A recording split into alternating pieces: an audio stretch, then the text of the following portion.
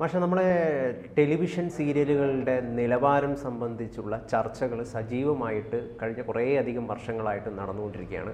പല ടെലിവിഷൻ സീരിയലുകളും കുടുംബങ്ങളെ കാണിക്കുന്ന കുടുംബ ബന്ധങ്ങളെക്കുറിച്ചൊക്കെ പറയുന്ന ടെലിവിഷൻ സീരിയലുകൾക്ക് നിലവാരം പോരാ എന്ന വാദഗതി ഒരുപാട് പേര് ഉയർത്തിയിരുന്നു. ഏതാനും ദിവസങ്ങൾക്ക് മുമ്പാണ് ഇപ്പോഴത്തെ ആക്ടിംഗ് ചലച്ചിത്ര അക്കാദമി ചെയർമാൻ പ്രേംകുമാർ ഒരു വലിയ വിമർശനം അതുമായി ബന്ധപ്പെട്ട് ഉന്നയിച്ചത്. അതായത് ടെലിവിഷൻ സീരിയലുകൾ എൻഡോസൾഫാന് തുല്യമാണ്. സമൂഹത്തിൽ എൻഡോസൾഫാൻ എത്രമാത്രം ആപത്താണോ അതുപോലെയാണ് ചില ടെലിവിഷൻ സീരിയലുകൾ എന്നാണ് അദ്ദേഹം അഭിപ്രായപ്പെട്ടത്. കുറേയധികം വിമർശനങ്ങൾ വന്നു, എന്നാൽ അദ്ദേഹത്തെ കുറേയധികം ആളുകൾ പിന്തുണയ്ക്കുകയും ചെയ്തു. അദ്ദേഹം വീണ്ടും അതിനൊരു വിശദീകരണവുമായിട്ട് വരികയാണ്. അതേ നിലപാടിൽ തന്നെ ഉറച്ചു നിൽക്കുന്നു. അദ്ദേഹം പറയുന്നത് ടി വികളിൽ കാണിക്കുന്ന കുടുംബ പ്രേക്ഷകർക്ക് മുമ്പിലേക്ക് എത്തുന്ന ഇത്തരം സീരിയലുകൾ ചെയ്യുന്നവർ തികഞ്ഞ ഉത്തരവാദിത്വം പാലിക്കണം എന്നാണ്. അത് ഇല്ലാത്ത ഒരുപാട് പേരാണ് പല സീരിയലുകളും നിർമ്മിക്കുന്നത്. അത് നമ്മുടെ നാട്ടിനെ വല്ലാത്തൊരു അപജയത്തിലേക്കും നിലവാര തകർച്ചയിലേക്കും കൊണ്ടെത്തിക്കുമെന്നാണ് അദ്ദേഹം അഭിപ്രായപ്പെടുന്നത്. എന്താണ് മാഷിന് ഇതിൽ പറയാനുള്ളത്? അല്ല, ഇത് ഇന്നത്തെ മാത്രം ഒരു വാദമായിട്ട് നമ്മൾ എടുക്കേണ്ട കാര്യമില്ല. നമ്മുടെ സമൂഹത്തിൻ്റെ എല്ലാ കാലത്തും ഇതേപോലെയുള്ള വാദങ്ങൾ ഉയർത്താനായിട്ട് അക്കാലത്തെ സാംസ്കാരിക നായകർ, സിനിമാ പ്രവർത്തകർ, നാടക പ്രവർത്തകർ, സാഹിത്യകാരന്മാരൊക്കെ നിർബന്ധിതരാകാറ്. കാരണം സമൂഹത്തിൻ്റെ ഒരു കൾച്ചറൽ ഡീവിയേഷൻ, സാംസ്കാരികമായിട്ടുള്ള ഒരു വലിയ വ്യതിയാനം എന്ന് പറയുന്നത് എല്ലാ കാലത്തും സംഭവിച്ചുകൊണ്ടിരിക്കും. അതിന് പലതരത്തിലുള്ള സ്വാധീനങ്ങൾ ഉണ്ടാവും എന്നാണ് ഞാൻ കണക്കാക്കുന്നത്. നമ്മുടെ ഇവിടെ സീരിയലുകൾ നല്ല രീതിയിൽ ഇതിനെ സ്വാധീനിച്ചിട്ടുണ്ട്. സീരിയലുകൾ, സിനിമകൾ, നാടകങ്ങൾ ഇതൊക്കെ മനുഷ്യരുടെ ജീവിതത്തെ ബാധിക്കുന്നതായിട്ടുള്ള പ്രശ്നങ്ങൾ അവതരിപ്പിക്കുന്നതാണ്. അപ്പോൾ അങ്ങനെ മനുഷ്യരുടെ ജീവിതത്തെ ബാധിക്കുന്ന പ്രശ്നങ്ങൾ അവർ അവതരിപ്പിക്കുമ്പോൾ ആ പ്രശ്നങ്ങൾ കാണാനും അതിനോട് താതാത്മ്യം പ്രാപിക്കാനുമൊക്കെ മനുഷ്യരെന്ത് തയ്യാറാണ്, പ്രത്യേകിച്ച് സാധാരണക്കാരായിട്ടുള്ള ആൾ. എനിക്ക് തോന്നുന്നു പഴയ ഒരു കാലത്ത് ഞങ്ങളുടെ അവിടെ ഒരു സിനിമാ തിയേറ്ററിൽ ഒരു സിനിമ വരും. അപ്പോൾ സിനിമ എന്ന് പറയുന്നത് നമ്മുടെ തറ ഉണ്ടായിരുന്നൊരു കാലമാണ്. മണ്ണിലൊക്കെ ആളിലിരുന്നിട്ട് സിനിമ കാണുന്നൊരു സമയമാണ്. അപ്പോൾ MGRൻ്റെ ഒരു സിനിമയാണ്. അദ്ദേഹം അഭിനയിച്ച ഒരു സിനിമയിൽ വാൾപ്പയറ്റ് രംഗം നടക്കുകയും അദ്ദേഹത്തിൻ്റെ കയ്യിൽ നിന്ന് വാള് തെറിച്ചു പോവുകയും ചെയ്യും.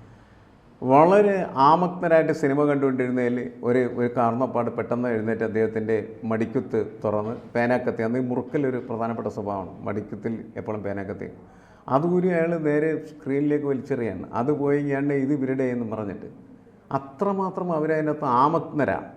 അങ്ങനെ ആമഗ്നരാകുമ്പോൾ സ്വാഭാവികമായിട്ട് അവരുടെ മനസ്സിനെ സ്വാധീനിക്കാനായിട്ട് അവയ്ക്ക് വലിയ ശക്തിയുണ്ട് എന്നാണ് നമ്മൾ മനസ്സിലാക്കേണ്ടത്. നമ്മളൊരു ഉപദേശം കൊടുത്തിട്ട് കാര്യമില്ല. ഉപദേശ പ്രസംഗമൊന്നും ആളുകളെ അത്ര നല്ല രീതിയിൽ സ്വാധീനിക്കില്ല. പക്ഷേ ഇത്തരത്തിലുള്ള രംഗങ്ങൾ അവരെ വലിയ തോതിൽ സ്വാധീനിക്കുകയും അവരുടെ മനസ്സിനെ മാറ്റുകയും ചെയ്യും. ആ മാറ്റമാണ് സമൂഹത്തിലെ എല്ലാ കാലത്തും പ്രതിഫലിക്കുന്നത്. അപ്പോൾ സിനിമ അല്ലെങ്കിൽ സീരിയലുകൾ അല്ലെങ്കിൽ നാടകങ്ങൾ അതേപോലെയുള്ള കലാരൂപങ്ങളൊക്കെ അവതരിപ്പിക്കുമ്പോൾ അതിനൊരു സാംസ്കാരിക മൂല്യം ആവശ്യമാണ്. ആ സാംസ്കാരിക മൂല്യം നഷ്ടപ്പെട്ടു കഴിഞ്ഞാൽ സ്വാഭാവികമായിട്ടും അതുണ്ടാക്കുന്നത് വളരെ പ്രതിലോമകരമായിട്ടുള്ള മെസ്സേജാണ്, സന്ദേശമാണ്. അത് സ്വാഭാവികമായിട്ടും ആളുകളിലേക്ക് പടരും, ആളുകൾ അതിന് വിധേയമാകും. അതെനിക്ക് തോന്നുന്നു അദ്ദേഹം പറഞ്ഞത് അക്കാര്യത്തിൽ ശരിയാണ്. പക്ഷേ ഈ സീരിയലുകളെ നിരോധിക്കുക എന്ന് പറയുന്നത്, പ്രത്യേകിച്ച് സിനിമാ രംഗത്ത് പ്രവർത്തിക്കുന്ന ഒരാൾ പറയുന്നത് ഇതിലുള്ള അപാകത, അദ്ദേഹം ചില സീരിയലുകളിൽ അഭിനയിച്ച അതെ അതെ അതിലൊരു അപാകതയുണ്ട് ശരിക്കും. പക്ഷേ അദ്ദേഹത്തിന് പറയാതിരിക്കാൻ പറ്റില്ല. കാരണം അയാളിങ്ങനെ ഉത്തരവാദിത്തപ്പെട്ട ഒരു സ്ഥാനത്തിരിക്കുന്ന സമയത്ത് സാംസ്കാരികമായിട്ട് എന്താണ് നിങ്ങളുടെ അഭിപ്രായം ഇക്കാര്യത്തോടെന്ന് ചോദിച്ചാൽ അയാൾക്കത് പറയേണ്ടതായിട്ട് വരും. അപ്പോൾ നമ്മളുടെ സമൂഹം ഇത്തരം കാര്യങ്ങളിൽ കുറേ കൂടിയൊക്കെ വിമർശനപരമായി, സ്വയം വിമർശനപരമായിട്ടുള്ള സമീപനങ്ങൾ സ്വീകരിക്കേണ്ടതാണ്.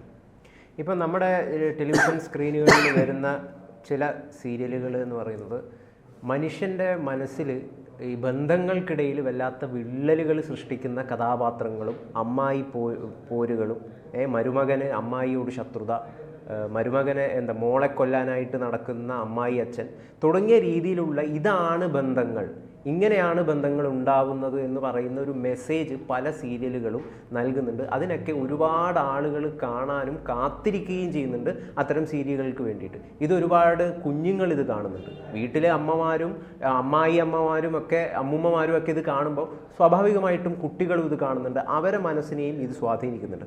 അപ്പോൾ ഈ കുരുന്നു മനസ്സിൽ അവർക്ക് ഉണ്ടാകുന്ന ഒരു വീക്ഷണം എന്ന് പറയുന്നത് ഇങ്ങനെയാണ് ബന്ധങ്ങൾ, ഇതാണ് ജീവിതം എന്ന് പറയുന്ന ഒരു വീക്ഷണം അവർക്ക് ഉണ്ടായിത്തീരുന്നുണ്ട്. അപ്പോൾ തീർച്ചയായിട്ടും ഇത്തരം സീരിയലുകൾ ബാൻ ചെയ്യേണ്ടത് തന്നെയല്ലേ? കാരണം ഇപ്പം ഒരുപാട് യുവാക്കളടക്കം ഇപ്പം പറഞ്ഞു വരുന്നുണ്ട് ഈ സീരിയലുകളൊന്നും നമ്മൾ കാണാറില്ല, കാരണം ഇതൊക്കെ 50+ ആയിട്ടുള്ള ആളുകളാണ് ഇത് കാണുന്നത്. അപ്പോൾ ഇത് ബാൻ ചെയ്യണമെന്ന് വലിയ രീതിയിലുള്ളൊരു സംസാരം ഇപ്പം തന്നെ സമൂഹത്തിൽ ഉണ്ടായിട്ടുണ്ട്. അല്ല, പ്രേംകുമാറിൻ്റെ ഒരു നിരീക്ഷണം എന്ന് പറയുന്നത് ശരിയായിട്ട് തന്നെയാണ് എനിക്ക് തോന്നിയിട്ടുള്ളത്. പക്ഷേ നമ്മളുടെ എന്തിനാണ് സീരിയൽ നിർമ്മിക്കുന്നത്? സീരിയൽ നിർമ്മിക്കുന്നതിൻ്റെ പിന്നിലൊരു വലിയ വ്യവസായ ലോബിയുണ്ട്. എല്ലാ വിഷയങ്ങളും വ്യവസായ കേന്ദ്രീകൃതമാണ്. സീരിയലായാലും സിനിമയായി കഴിഞ്ഞാലും നാടകമായി കഴിഞ്ഞാലും എല്ലാം അങ്ങനെയാണ്. അങ്ങനെ വരുമ്പോൾ അതിൻ്റെ ഒരു പ്രധാന കേന്ദ്രം, അതിൻ്റെ ഒരു സെൻറ്റർ എന്ന് പറഞ്ഞാൽ ഫോക്കസ് സെൻറ്റർ എന്ന് പറയുന്നത് പണമാണ്. പണം വളരെ കൂടുതൽ കിട്ടണമെങ്കിൽ സീരിയലുകളൊക്കെ ഈ കണ്ണീർ ധാര പൊഴിപ്പിക്കുന്ന തരത്തിലുള്ള സീരിയലുകളായിരിക്കും. മനുഷ്യനെ ഇക്കിളിപ്പെടുത്തുന്ന, അതെ, അല്ലെങ്കിൽ ഇക്കിളിപ്പെടുത്തണം, അല്ലെങ്കിൽ ചിരിപ്പിക്കണം. മനുഷ്യൻ്റെ ഏറ്റവും പ്രാകൃതമായ വൈകാരിക തലങ്ങളെ സ്വാധീനിക്കുന്ന പ്രോഡക്റ്റുകൾ അവർക്ക് കൊടുത്താൽ മാത്രമാണ് ആ പ്രോഡക്റ്റ് എന്ത് ചെയ്യുള്ളൂ, വിറ്റഴിക്കപ്പെടുക. ഇതാണ് അതിൻ്റെ ഒരു ബിസിനസ് തിയറി എന്ന് പറയുന്നത്. അതിൻ്റെ അനുസരിച്ചിട്ടാണ് ഈ സാധനങ്ങൾ പുതുതായിട്ട് ഇങ്ങനെ അവർ പടച്ചു വിട്ടുകൊണ്ടിരിക്കുന്നത്. അവരങ്ങനെ പടച്ച് വിടുന്ന നല്ല, ഇപ്പോൾ ആളുകളെ നല്ല സാംസ്കാരിക ബോധം ഉണ്ടാക്കാൻ പറ്റുന്ന സീരിയലുകളൊക്കെ അവതരിപ്പിച്ചാൽ അത് കാണാൻ ആളുണ്ടാവില്ല. അപ്പോൾ ആളുകൾ കാണാനില്ലാത്തത് കൊണ്ടാണ് ആളുകൾ കാണുന്ന തരത്തിലുള്ള ഉൽപ്പന്നങ്ങൾ നിർമ്മിക്കാനായിട്ട് സീരിയൽ നിർമ്മാതാക്കൾ തയ്യാറാവുന്നത്. അത് പക്ഷേ ശരിയാണ്. മോശമായിട്ടുള്ള വികാരങ്ങളെ, മോശമായിട്ടുള്ള ബന്ധങ്ങളെ, മോശമായിട്ടുള്ള സമീപനങ്ങളെ, മോശമായ മനുഷ്യനെ നിർമ്മിക്കുന്ന ഒന്നായിട്ട് മാറിത്തരികയാണ് ചെയ്യുന്നത്. അതിൽ വിലപിക്കാം, വിമർശിക്കാം എന്നതിനപ്പുറം നമ്മുടെ ഈ സമൂഹത്തിനകത്ത് എന്തെങ്കിലും ഇടപെടലുകൾ നടത്താൻ അതിന് കഴിയുമോ എന്നൊരിക്കലും നമുക്ക് പറയാനായിട്ട് പറ്റില്ല. യഥാർത്ഥത്തിൽ ഇതൊരു കലാകാരൻ്റെ ഒരു ആവിഷ്കാര സ്വാതന്ത്ര്യമല്ലേ? അതായത് ഈ ഒരു സിനിമ അല്ലെങ്കിൽ ഒരു കഥ, കവിത എന്തോ ആയിക്കോട്ടെ, അതൊരു മെസ്സേജ് നൽകണം, സമൂഹത്തെ ഏതെങ്കിലും രീതിയിൽ പരിവർത്തനപ്പെടുത്തണം, നല്ല രീതിയിൽ പരിവർത്തനപ്പെടുത്തണം എന്ന് നമുക്ക് വാശി പിടിക്കാൻ പറ്റുമോ? കലാകാരൻ്റെ ആവിഷ്കാര സ്വാതന്ത്ര്യത്തിന് വേണ്ടി സംസാരിക്കുന്ന ആളുകളെ സംബന്ധിച്ചിടത്തോളം അങ്ങനെ ഒരു വാശി പിടുത്തത്തിന് പ്രസക്തിയില്ല. നിരോധനം എന്ന് പറയുന്നത് ഒന്നിൻ്റെയും ഉത്തരമല്ല യഥാർത്ഥത്തിൽ. കാരണം നിരോധിക്കുക എന്ന് പറഞ്ഞു കഴിഞ്ഞിട്ടുണ്ടെങ്കിൽ നമുക്കറിയാം അതൊരു തരം അധികാരപ്രമത്തതയുടെ ഒരു പ്രകടനം മാത്രമാണ്. അധികാരം മുഷ്കാണ്, കയ്യൂക്കാണ്. അതാണ് നിരോധനം എന്ന് പറയുന്നത്. പക്ഷെ നമുക്ക് നല്ല അഭിപ്രായങ്ങൾ ഇക്കാര്യത്തിൽ നിർമ്മിച്ചെടുക്കാം. നല്ല അഭിപ്രായങ്ങൾ നിർമ്മിക്കണമെങ്കിൽ നല്ല പ്രവർത്തനങ്ങളുടെ ഒരു കേന്ദ്രം ഉണ്ടാവണം. ഇപ്പോൾ നമുക്ക് സ്വാതന്ത്ര്യ സമരകാലത്ത് നമുക്ക് ഇത്തരം സീരിയലുകൾ കാണാൻ നേരം ഉണ്ടായിരുന്നില്ല. ആളുകൾക്ക് അതിലെല്ലാം താല്പര്യമായിരുന്നു. സ്വാതന്ത്ര്യ സമര പോരാട്ടങ്ങളുടെ റീലുകൾ തന്നെയായിരുന്നു അവർ കൂടുതൽ ആഗ്രഹിച്ചത്. കാരണം മനുഷ്യൻ്റെ അന്നത്തെ വൈകാരിക ഭാവം അതാണ്. അന്നും പക്ഷേ കച്ചവടക്കാരതിനെ ഉപയോഗിച്ചിരുന്നു. പനാമ എന്ന് പറയുന്ന സിഗരറ്റ് ഇന്ത്യയിൽ അവതരിപ്പിക്കുന്ന സമയത്ത് അതിൻ്റെ പരസ്യമായിരുന്നു ആൻ ഇന്ത്യൻ മെയ്ഡ് സിഗരറ്റ് എന്നാണ്. എന്നുവെച്ചാൽ ഇന്ത്യയിൽ നിർമ്മിതമായിട്ടുള്ളൊരു സിഗരറ്റ് സ്വദേശി സിഗരറ്റ് എന്നാണ്. അത് വാങ്ങാനായിട്ട് സ്വദേശികളെ അല്ലെങ്കിൽ ഇന്ത്യക്കാരെ പ്രേരിപ്പിക്കുന്ന ഒരു ഘടകം അതിനകത്തുണ്ടായിരുന്നു. അപ്പോൾ സ്വദേശി വികാരം കത്തി നിൽക്കുന്ന സമയത്ത് ആ വികാരം വിറ്റെടുക്കുന്നതാണ് ബിസിനസ്.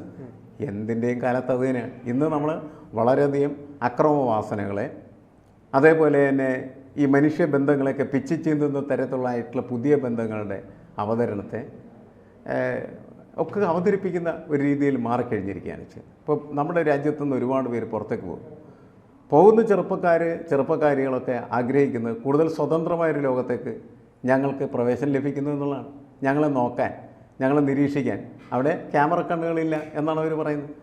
അപ്പം മനുഷ്യൻ്റെ ഒരു നൈസർഗിക വാസന എന്ന് പറയുന്നത് അതും അത്ര നല്ലതല്ല. കാരണം മനുഷ്യൻ മൃഗമാണ്. അതാണ് പ്രധാനപ്പെട്ട പ്രശ്നം. ഈ വ്യക്തി എന്ന് പറയുന്ന ഒരു ചിന്തയിൽ മാത്രം ഒതുങ്ങിത്തീരുകയും സമൂഹം എന്ന് പറയുന്ന ഒരു കാഴ്ചപ്പാടിൽ നിന്ന് മനുഷ്യൻ കുതറി മാറിയതിൻ്റെ ഒരു ഭാഗമായിട്ടല്ലേ ഇത്തരം കലാപരമായിട്ടുള്ള ശിഥിലീകരണങ്ങളൊക്കെ ഉണ്ടായിരിക്കുന്നത്? ആ കലാപരമായിട്ടുള്ള ജീർണതയും രാഷ്ട്രീയ ജീർണതയും സാമൂഹിക ജീർണതയും ഒക്കെ ഏതാണ്ട് ഒരുപോലെ ഒത്തുകിടക്കുന്നതാണ്. ഒരു സാധനം മാത്രം അതിനകത്ത് നന്നാവില്ല, എല്ലാം നന്നാവും. നമ്മുടെ രാഷ്ട്രീയം എന്ന് പറയുന്നത് എന്തൊരു വൃത്തികെട്ടതാണ്. അത് സ്വാഭാവികമായിട്ടും അതിൻ്റെ ഒരു ഭാഗം മറുവശം ഉണ്ടാവും. അത് ഈ രീതിയിലാണ് പ്രകടമാകുന്നതെന്ന് മാത്രമേ ഉള്ളൂ. ശുദ്ധീകരണം എല്ലാ മേഖലയിലും ആവശ്യമാണ്. അങ്ങനെ എല്ലാം ശുദ്ധീകരിക്കപ്പെടുമ്പോൾ മാത്രമാണ് ഒരു മൂല്യവ്യവസ്ഥ എന്ന് പറയുന്നത് കേരളീയ മൂല്യവ്യവസ്ഥ എന്ന സങ്കല്പത്തിലേക്ക് വരാൻ സാധ്യതയുള്ളൂ. അത് വരുത്തുന്നതിന് വേണ്ടി പ്രേംകുമാറിനെ പോലെയുള്ള ആൾ പരിശ്രമിക്കുന്നത് നല്ലതാണ് എന്നാണ് എനിക്ക് തോന്നുന്നത്. ഇപ്പോൾ ഈ കല കലയ്ക്ക് വേണ്ടിയിട്ടാണെന്നും കല സമൂഹത്തിന് വേണ്ടിയിട്ടാണെന്നൊക്കെയുള്ള വാദമുണ്ട്. അതിനോട് എന്താണ് മാഷേ? ആ വാദമൊന്നും ഇപ്പം ഇല്ല. അല്ല, പലരും ഉന്നയിക്കുന്നുണ്ട്. നേരത്തെ അതുണ്ടായിരുന്നു. അപ്പോൾ ഈ സമൂഹത്തിന് വേണ്ടിയാണെന്ന് പറഞ്ഞാൽ സമൂഹത്തെ ശുദ്ധീകരിക്കാൻ നല്ല രീതിയിലേക്ക് കൊണ്ടുവരുന്നതിന് വേണ്ടിയുള്ള ആശയങ്ങൾ പ്രസരിപ്പിക്കുന്നതായിട്ട് മാറണം.